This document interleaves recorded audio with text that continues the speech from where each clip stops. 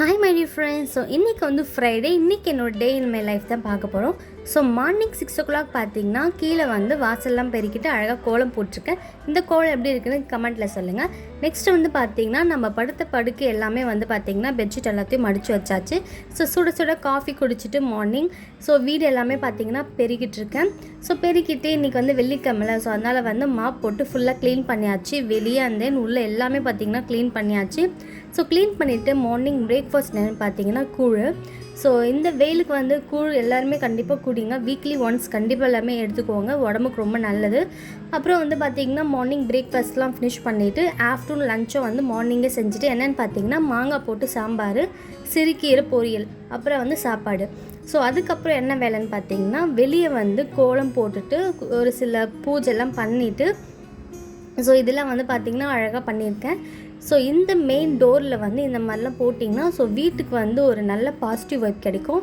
So இதெல்லாம் இந்த வேலையெல்லாம் முடிச்சுட்டு ஆஃப்டர்நூன் லன்ச் டைமாக வந்துடுச்சு. ஸோ ஆஃப்டர்நூன் வந்து பார்த்திங்கன்னா சாப்பிட்டுட்ருக்கோம்.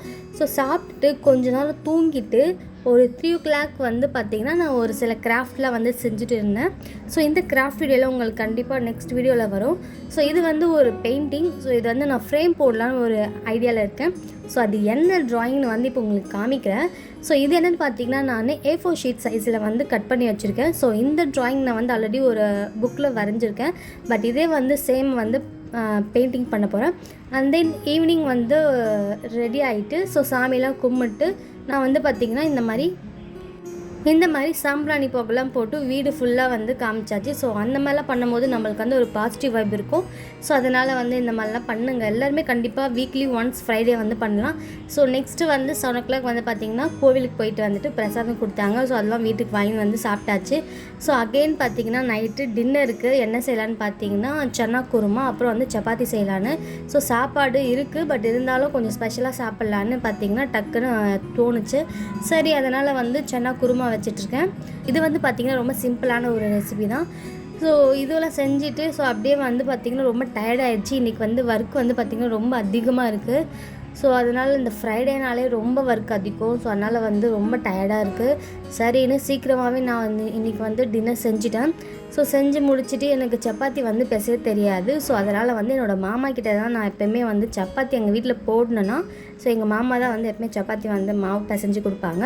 ஸோ அதுவும் வந்து ரொம்ப சாஃப்டாக இருக்கும். அண்ட் தென் அவங்க வந்து செய்யும் போது வந்து பார்த்திங்கன்னா அந்த சர்க்கிள் ஷேப்பில் ரவுண்டாக அழகாக இருக்கும். எனக்கு வந்து சப்பாத்தின்றது எனக்கு சுத்தமாக வரவே வராது செய்யறதுக்கு.